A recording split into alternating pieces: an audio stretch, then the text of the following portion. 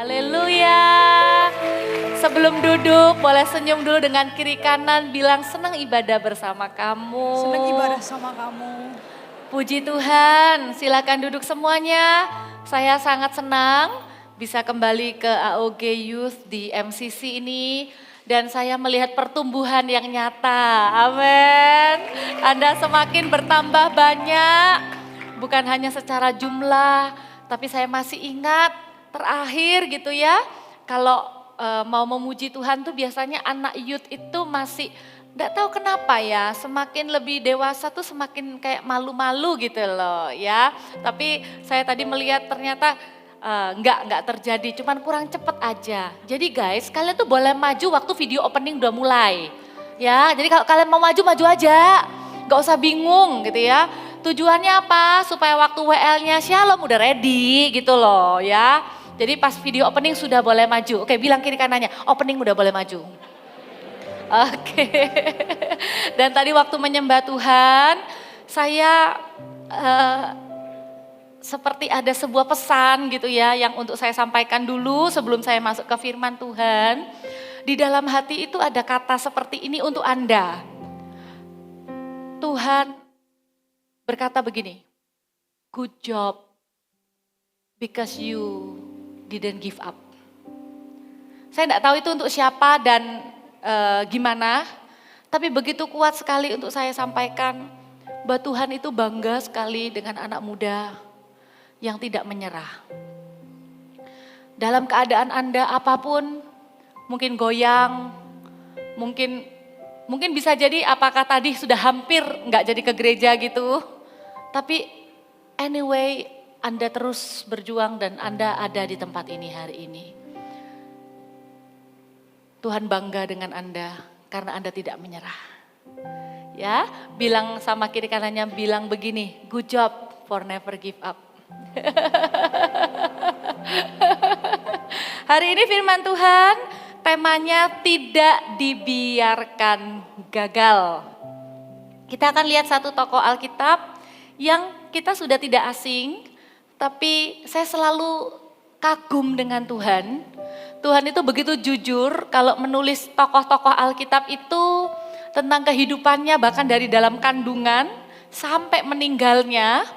Tuhan itu lengkap, tidak tutup-tutupi kesalahannya, tidak tutup-tutupi kekurangan orang-orang ini. Tapi apa adanya, supaya apa? Supaya kita bisa belajar, baik itu dari kesalahannya ataupun dari keberhasilannya. Kita lihat tokoh Alkitab ini namanya Yakub, ya.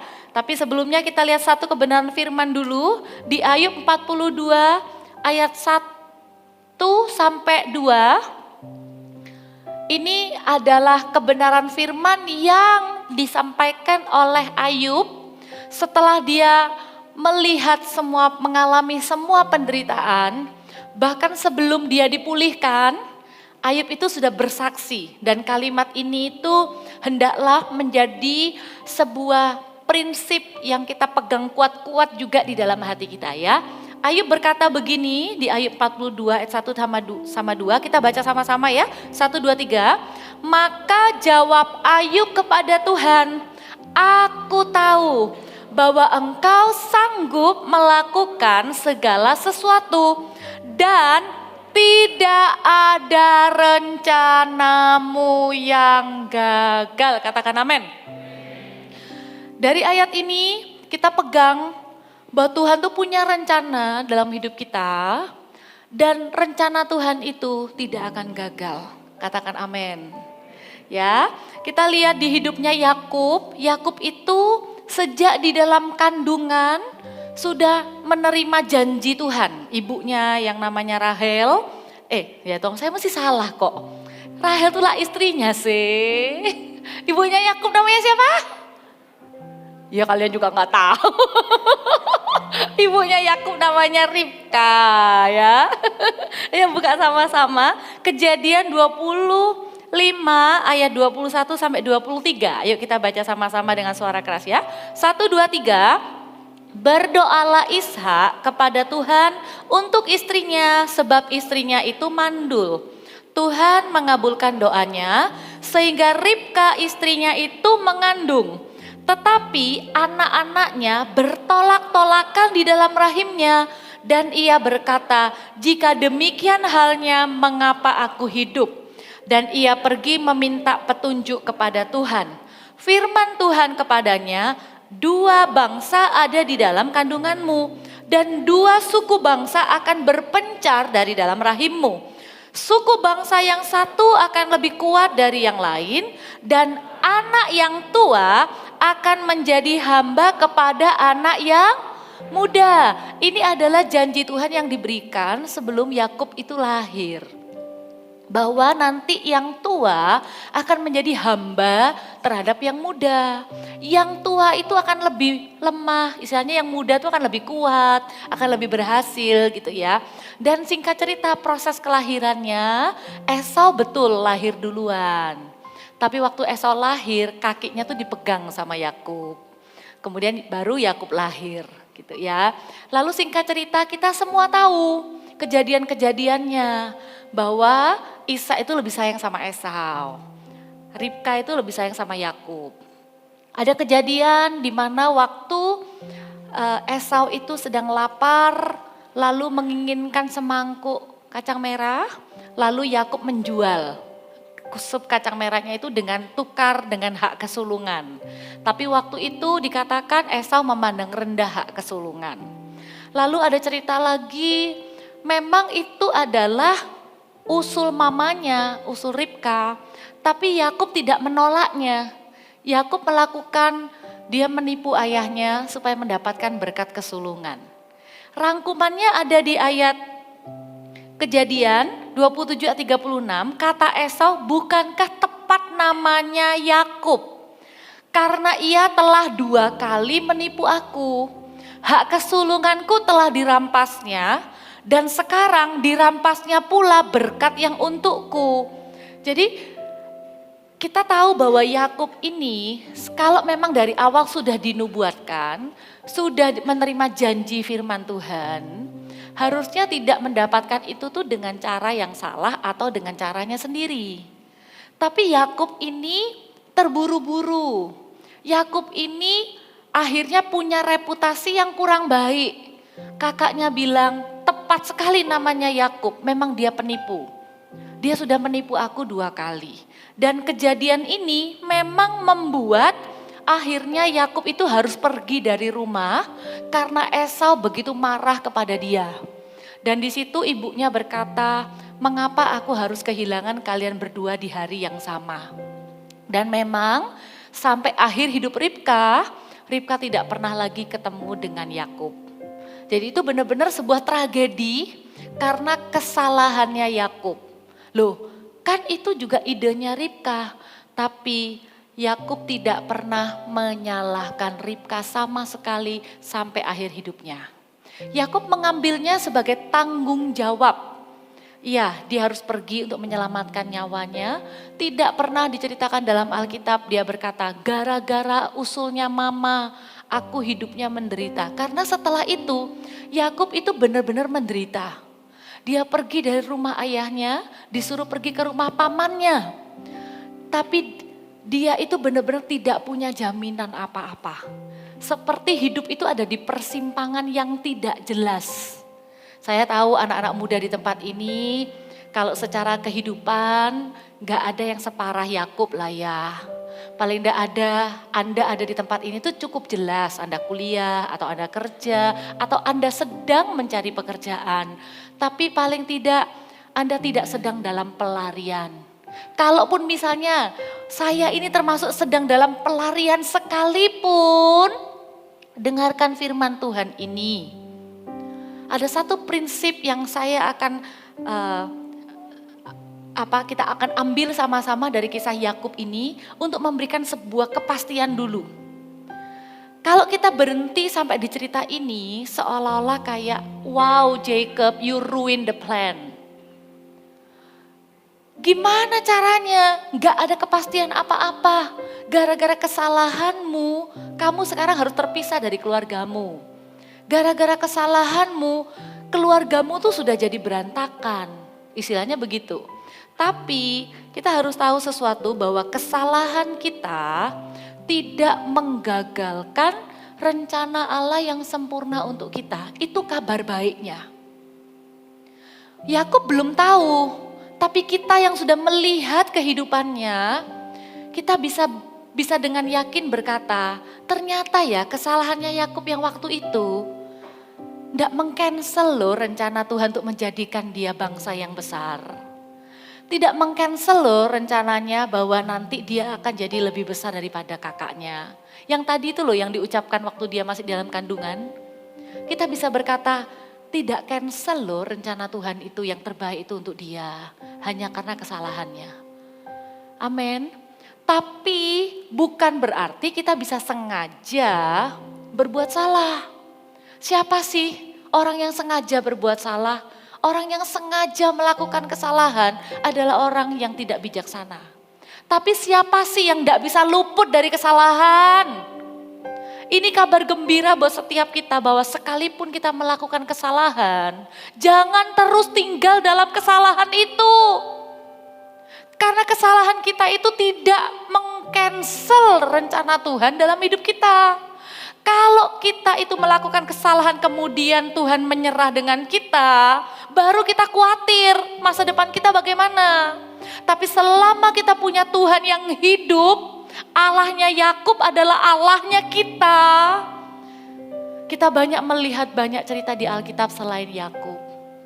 Salah satunya yang saya kagum akan Tuhan dalam hal mempercayai manusia itu adalah Peter atau Petrus.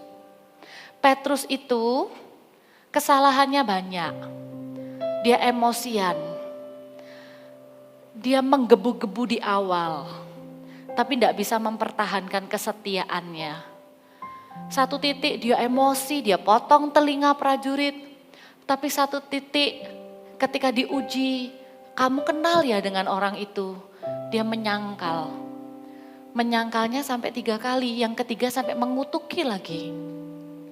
Waktu ayam berkokok, ayamnya tidak berkokok 3 kali ya. Petrus yang menyangkal 3 kali, ayamnya berkokok normal kok.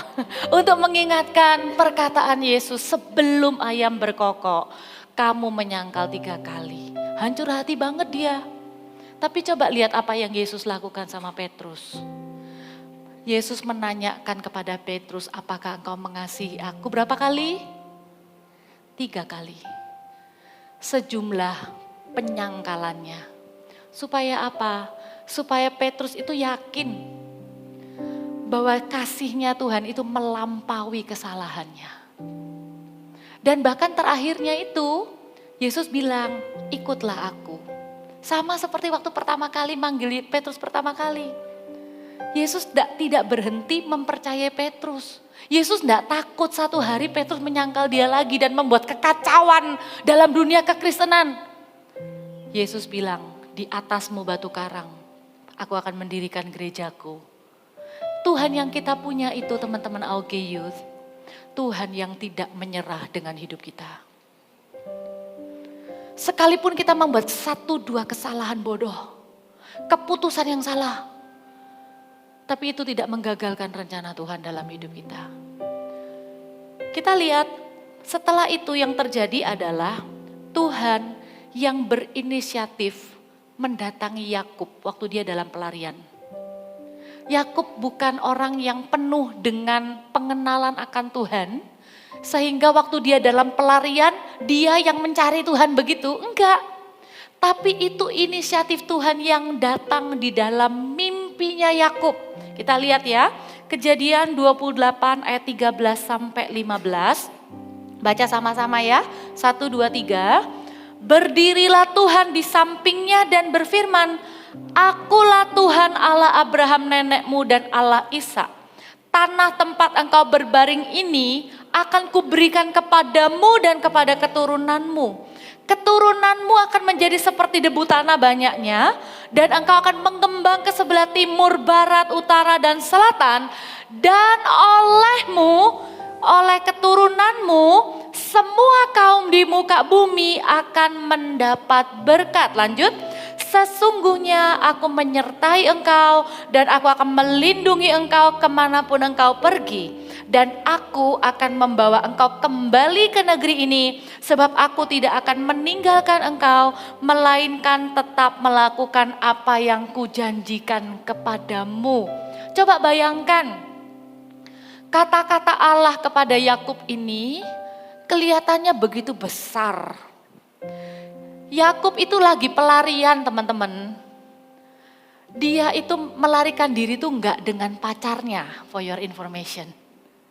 Dia itu lari sendirian, anak muda, gak jelas masa depannya, gak punya pacar.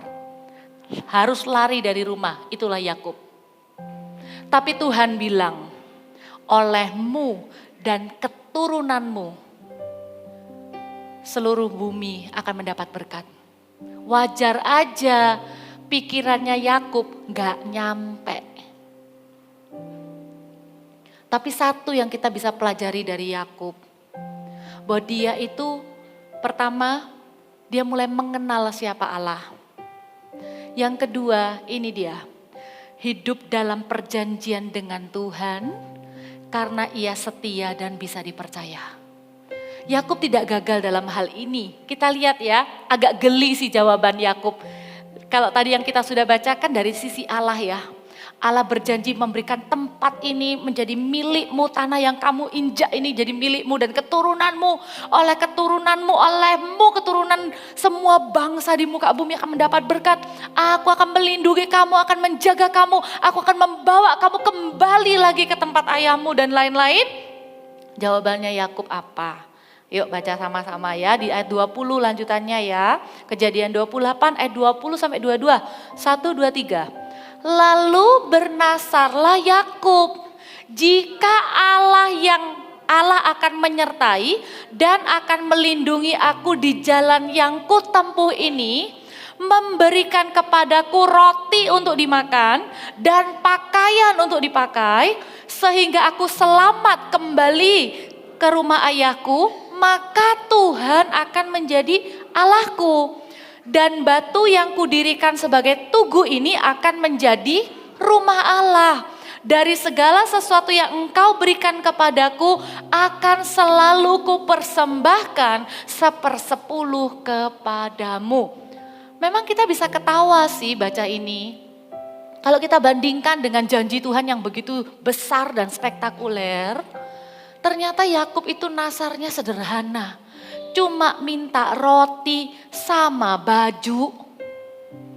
Kalau Tuhan bisa kasih dia makanan, roti dan pakaian, sampai aku tuh bisa selamat balik ke rumah papaku nanti. Ini yang hebat. Itunya kelihatan geli gitu ya. Karena apa? Ya kita gak bisa ketawain juga ya. Kenapa? Karena waktu itulah cuma itu yang dia butuhkan. Dia gak tahu dia mau makan apa. Dia gak tahu nanti hidupnya bagaimana. Tapi Tuhan itu selalu menghargai. Tapi yang luar biasa itu bukan cuma permintaan itu. Tapi sebuah perjanjian dengan Tuhan. Yaitu apa? Tuhan akan menjadi Allahku. Yang kedua, tempat ini akan menjadi rumah Allah. Yang ketiga, dari semua berkat yang Tuhan berikan kepadaku, aku akan persembahkan 1/10 kepadamu Tuhan. Artinya apa? Di usia Yakub yang begitu muda, di dalam season kehidupan Yakub yang tidak menentu masa depannya dan dalam kondisi paling kacau dalam kehidupannya, Yakub sudah membuat 3 keputusan yang paling penting yang akan berdampak pada kehidupannya sampai akhir hidupnya. Pertama itu apa? Memilih Tuhan sebagai Tuhan dan Juru Selamatnya. Kalau Anda anak muda, sudah memilih Yesus sebagai Tuhan dan Juru Selamat Anda. Di masa muda, pegang itu erat-erat. Jangan biarkan apapun, siapapun, kondisi apapun, mengambil Allah di dalam nama Yesus itu dari hidupmu. Itu perjanjian Yakub dengan Allah. Tuhan akan menjadi Allahku. Kalau kita mau buat perjanjian itu sekarang di masa muda kita, Yesuslah Allahku. Seumur hidup tidak akan meninggalkan Yesus. Apapun yang terjadi. bukan karena pacar, bukan karena tekanan pekerjaan, bukan karena kecewa dengan gereja, bukan karena kecewa dengan pemimpin. Apapun alasannya, Yesus tetaplah Allahku. Lalu yang kedua, ketika Yakub berkata, tempat ini akan jadi rumah Allah. Artinya Yakub tahu bahwa ada tempat yang dikhususkan untuk menjadi, kalau kita ngomong rumah Allah di zaman Yakub ya, belum yang kayak di zaman Salomo ada bait Allah. Tapi paling tidak ada tempat yang dikhususkan. Karena begini, di season kehidupan Yakub berikutnya waktu dia sudah berhasil, Yakub itu dengan anak-anaknya, dengan semua hartanya, dia kembali lagi ke tempat yang sama ini. Dan menyembah Tuhan lagi di sana, membangun mezbah lagi di sana. Artinya apa? Yakub berkomitmen untuk membangun rumah Allah. Tempat itu bukan cuma menjadi tempat biasa. Tahukah Anda, gereja di masa modern ini bukanlah hanya tempat beribadah. Gereja adalah tempat kita berjumpa secara pribadi dengan Tuhan. Gereja adalah tempat di mana kita menerima janji-janjinya. Gereja adalah tempat di mana kalau saya pribadi, saya menikah di sana dan diberkati. Bukan ngomong gedungnya, but the presence of God in His house. Itu yang gak akan pernah boleh pergi dari hidup kita. Apapun yang terjadi, jangan pernah tinggalkan rumah Tuhan. Oh, aku tetap Kristen kok. Cuman aku sudah gak mau ke gereja. Pahit sama gereja. Ambil komitmen mulai hari ini. Mau gereja, mau dalam bentuk apapun, kesalahannya modelnya apapun, saya kagum dengan Tuhan. Berapa banyak di luar sana kalau ngomong soal gereja, kalau ngomong soal pendeta, pendeta pun bisa jatuh. Ya kan? Gereja pun bisa salah. Gereja tidak sempurna. Tuhan yang sempurna. Dan Tuhan terus mempercayai gerejanya. Dan Tuhan terus berkata, 2-3 orang di antaramu berkumpul di dalam namaku, I will be there. Dan aku akan mendengar doa yang dinaikkan dari tempat itu. Jangan tinggalkan rumah Allah. Lalu yang ketiga, keputusan Yakub apa? Dari segala yang berkat yang Tuhan berikan, padahal dia belum tahu dia bakal diberkati apa. Dia sudah berjanji 1/10 akan diberikan kepada Allah. Di zaman ini, Abraham yang kasih contoh tentang itu. Tapi belum menjadi sebuah peraturan seperti di Maleaki yang dikatakan bawalah persembahan perpuluhan.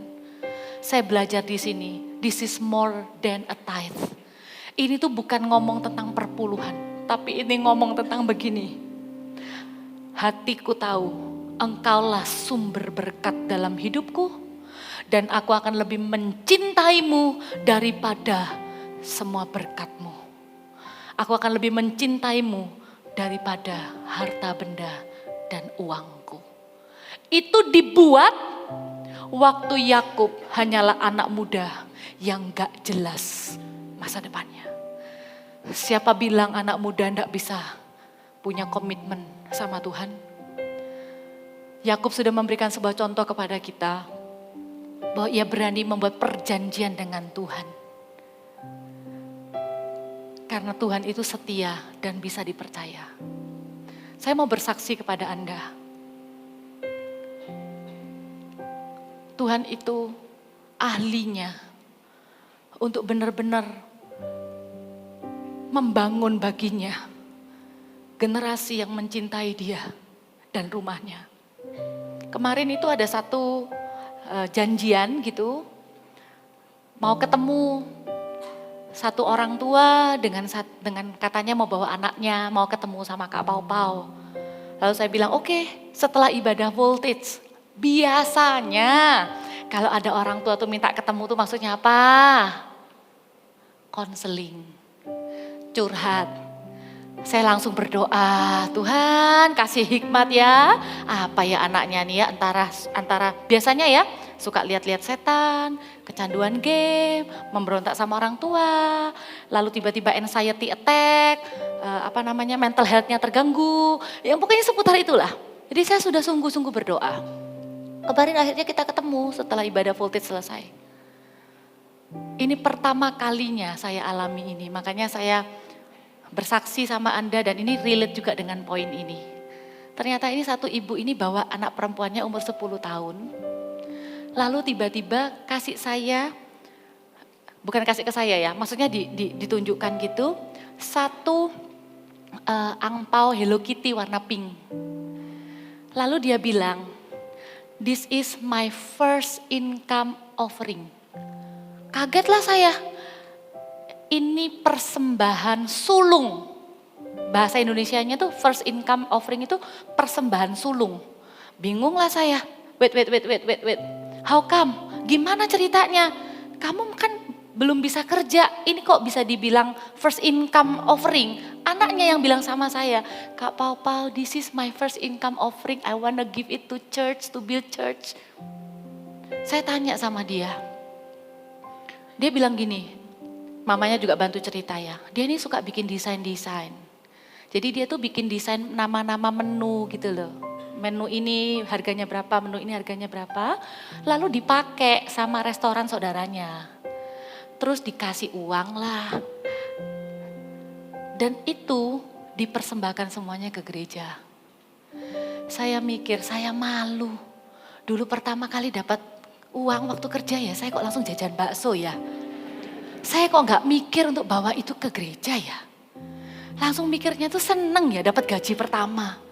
Tapi waktu saya cerita gitu sama Pastor Philip bilang begini, kalau boleh, kalau bisa mau ketemu sama anaknya, mau doakan masa depannya. Saya mikir iya ya, kita nggak bisa menganggap ini hanya sekarang, oh cute ya.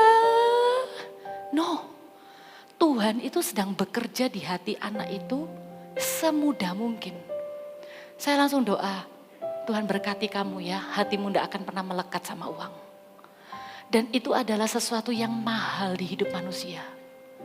Berapa banyak manusia meninggalkan Tuhan karena cinta akan uang. Bahkan Alkitab bilang akar dari segala kejahatan adalah cinta akan uang.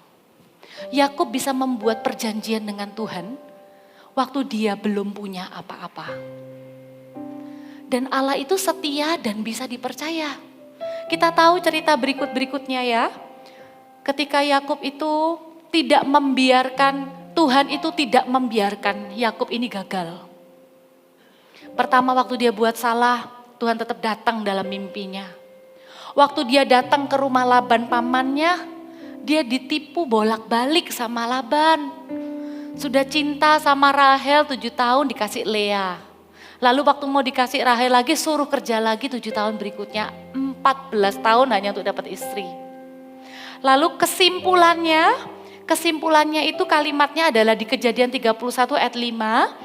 Dikatakan begini dan seterusnya ya. Lalu ia berkata kepada mereka, telah kulihat dari muka ayahmu, ini ngomong tentang Laban, bahwa ia tidak lagi seperti yang sudah-sudah kepadaku. Tetapi Allah ayahku menyertai aku. Perhatikan ayat 6. Juga kamu sendiri tahu bahwa aku telah bekerja sekuat-kuatku pada ayahmu. Tetapi ayahmu telah berlaku curang kepadaku dan telah 10 kali mengubah upahku, tetapi Allah tidak membiarkan dia berbuat jahat kepadaku. Yakub itu tidak diketahui bahwa dia tuh menipu Laban lagi untuk mendapatkan harta. Artinya dia sudah bertobat sungguh-sungguh. Karena waktu dia bergumul dengan Allah, Allah mengubah namanya menjadi Israel. Tapi di kejadian Laban ini, justru Tuhan yang kasih mimpi kepada Yakub.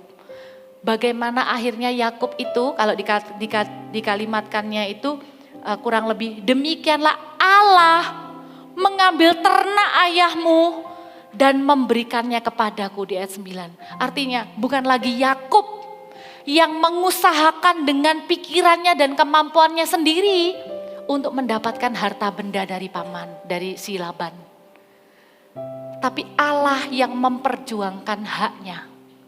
Dia bisa dipercaya. Dia hidup terus dengan perjanjiannya dengan Allah tadi itu.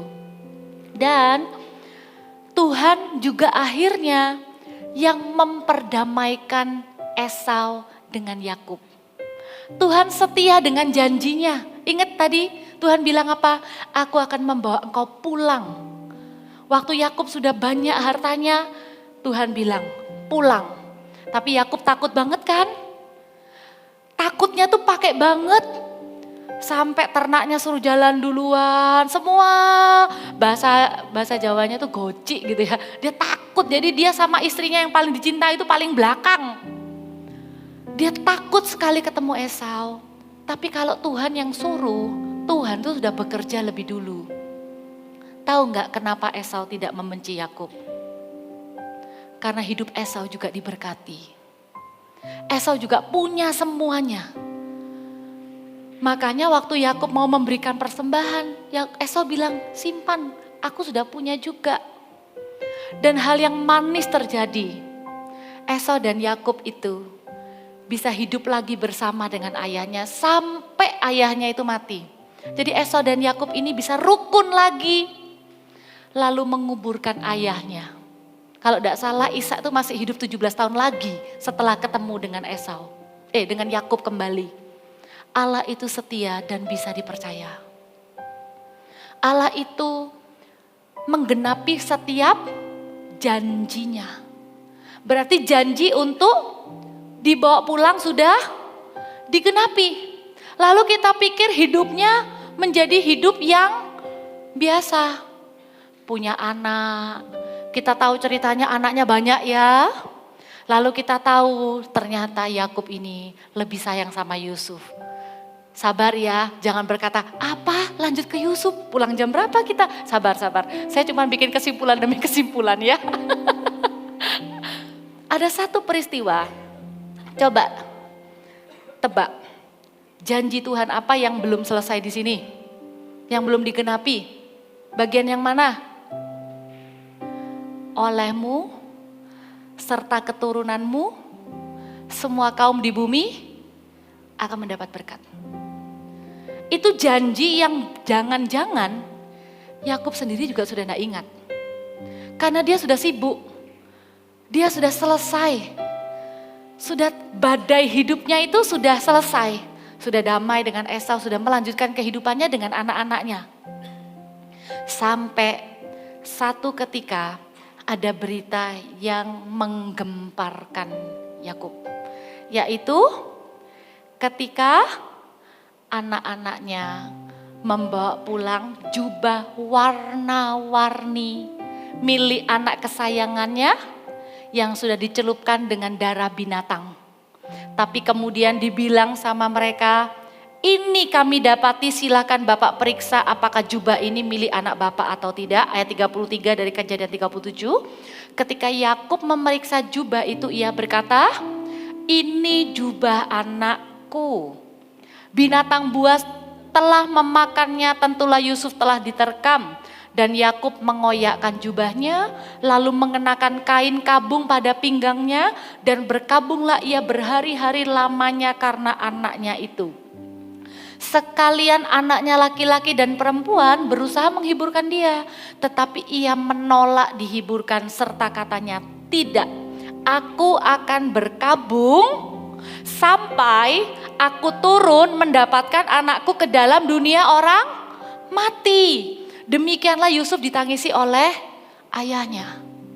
Ini adalah masa kekelaman dalam hidupnya Yakub yang paling kelam setelah Rahel meninggal. Dia begitu sayang sama anaknya ini adalah harapannya. Tapi waktu anaknya ini dibilang mati, matilah mimpinya. Matilah harapannya. Tapi kita tahu kan ceritanya kan, dicepetin ya. Ternyata Yusuf kan tidak mati, ya kan? Langsung kita pergi ke zaman di mana akhirnya kelaparan terjadi, mau tidak mau terpaksa kakak-kakaknya disuruh pergi ke Mesir kan untuk membeli makanan. Ternyata waktu pulang, anaknya yang adiknya ditahan, disuruh bawa adiknya kan ke sana. Dia bilang, gak mau, jangan, kakaknya sudah meninggal, ini adiknya mau bawa kamu pulang, jangan. Tapi ternyata dibujuk-bujuk akhirnya adiknya pergi juga.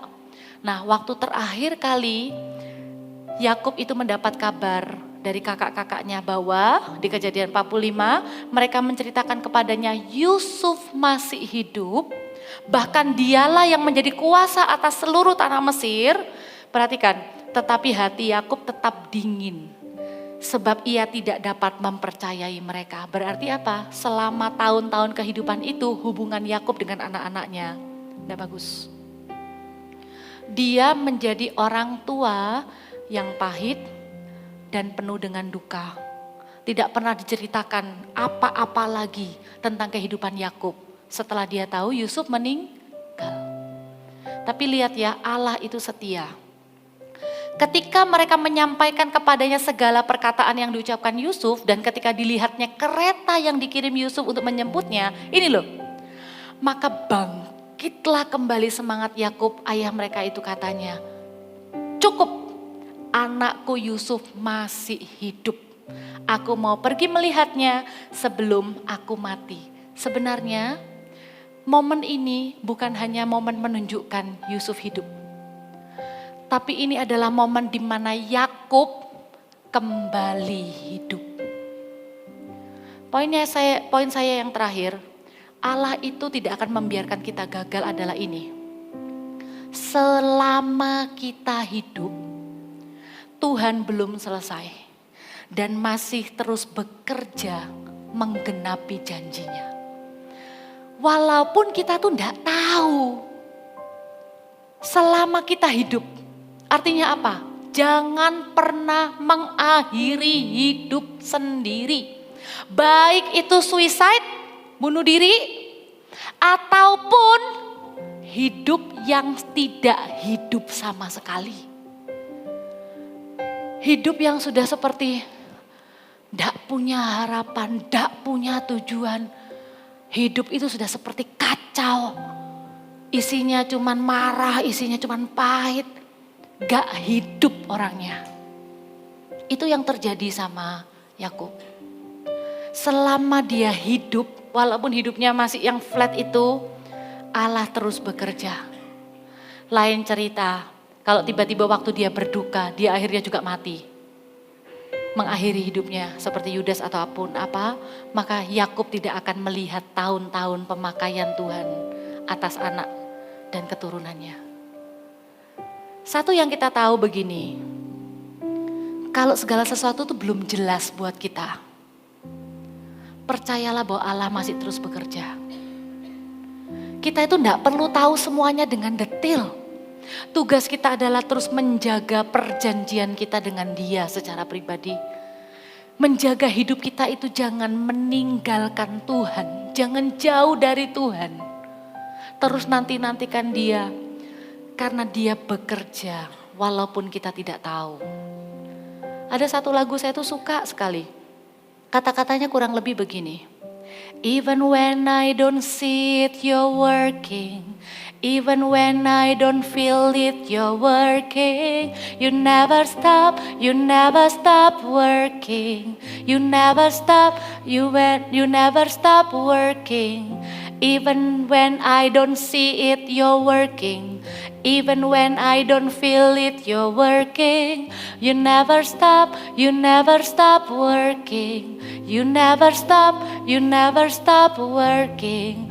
For you are Waymaker, miracle worker, promise keeper, light in the darkness. My God, that is who you are.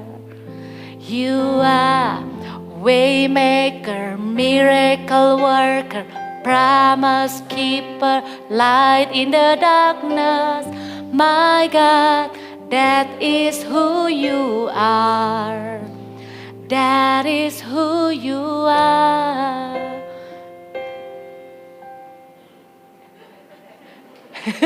Kasih tepuk tangan buat Tuhan ya. Jadi kita itu jangan berhenti setia dengan Tuhan. Karena kita lihat ya, dari Yakub yang kita sudah lihat dari lahirnya, dengan perjalanannya, dengan dilemanya, dengan kekelamannya, ujung hidupnya itu adalah ini loh. Ini tidak akan terjadi kalau Yakub tidak memelihara imannya sampai akhir. Yakub bisa melihat Yusuf menjadi berkat bagi bangsa-bangsa. Lalu Yakub itu di ayat Kejadian 49 ayat 1 dikatakan, kemudian Yakub memanggil anak-anaknya dan berkata, datanglah berkumpul supaya aku beritahukan kepadamu apa yang kamu alami di kemudian hari. Di akhir hidupnya di masa tuanya, Yakub menjadi begitu tajam. Lalu melepaskan berkat untuk setiap anak-anaknya satu demi satu. Lalu kemudian di ayat 33 baru dikatakan setelah Yakub selesai berpesan kepada anak-anaknya, ditariknya kakinya ke atas tempat ia berbaring, lalu meninggallah ia. Dikumpulkan kepada kaum leluhurnya. Saya tanya, semua janji Tuhan dalam hidup Yakub digenapi enggak? Digenapi. Ada enggak rencananya yang gagal di hidup Yakub? Enggak ada. Rencana Tuhan itu tidak dibiarkannya gagal. Yakub tidak dibiarkan menjadi anak yang gagal. Karena sudah buat salah sama papanya. Yakub bisa menguburkan ayahnya. Yakub tidak dibiarkan menjadi papa yang gagal. Sekalipun karena dia pilih kasih Yusuf akhirnya dijual. Sampai akhirnya Yakub ini menjadi ayah yang berhasil. Bahkan bisa menjadi kakek yang berhasil juga. Kalau Tuhan bisa menjaga hidup Ayub. Kalau Tuhan bisa menjaga hidup Yakub sedemikian rupa, Yakub tidak dibiarkan gagal. Percayalah, Tuhan juga tidak akan membiarkan Anda gagal. Kalau dikatakan tahun 2024 akan ada orang gagal baru, orang berhasil baru. Anak-anak Army of God Youth, Andalah orang berhasil baru itu. Amin. Orang gagal baru adalah orang yang menolak hidup bersama dengan Tuhan. Amin. Ada pesan Tuhan sederhana, tapi penting, tolong diperhatikan. Ini saya dapat waktu malam, tadi malam waktu saya khotbah di AOG Youth, waktu momen penyembahan. Saya dapat 3 pesan ini dan hati saya yang berdebar-debar. Saya tadi sudah lupa, saya pikir itu bukan untuk tempat ini. Tapi tadi Tuhan ingatkan lagi, bahwa itu ternyata untuk seluruh anak muda. Dengar, kalau Anda mahasiswa, Tuhan tidak akan membiarkan Anda menjadi mahasiswa yang gagal. Artinya apa? Jangan putus kuliah. Selesaikan.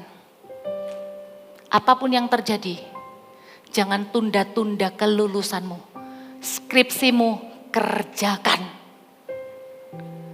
Tesismu S2, selesaikan. Sekalipun Anda sudah pinter cari uang, di tengah-tengah Anda kuliah, Anda pinter cari uang, jangan berhenti kuliah. Selesaikan. Uangmu itu tidak bisa membayar harapan papa mamamu untuk melihatmu wisuda dan berhasil. Walaupun kamu bisa kasih uang banyak ke papa mamamu, tidak akan pernah bisa menggantikan kebanggaan mereka melihat anaknya wisuda dan menjadi sarjana. Jangan jadi, Tuhan tidak akan membiarkan Anda menjadi mahasiswa yang gagal. Yang kedua, Tuhan tidak akan membiarkan Anda menjadi pasangan yang gagal. Anda yang sedang dalam berpacaran, perhatikan sungguh-sungguh. Jaga pacaran Anda kudus. Anda akan masuk pernikahan kudus. Pernikahan kudus itu semakin mahal harganya hari-hari ini. Anda tidak akan membawa perasaan bersalah seumur hidup. Jaga sungguh-sungguh. Kalau sudah terlanjur, bertobat. Dari sekarang sampai berikutnya adalah pernikahan kudus. Anda tidak akan menjadi pasangan yang gagal. Katakan amin. Yang ketiga, Tuhan tidak akan membiarkan Anda jadi anak yang gagal. Seburuk apapun kondisi sekarang hubungan Anda dengan orang tua Anda, jangan benci keluarga Anda. Anda punya waktu keluar kota untuk break dari mereka, tapi tetap kembalilah kepada mereka dengan kasih Tuhan.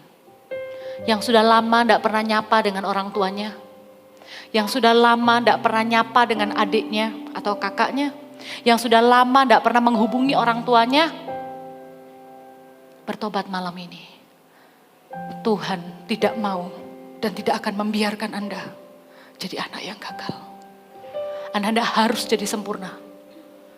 Tapi Anda bisa jadi anak yang senantiasa bisa mengasihi dan menghormati orang tua.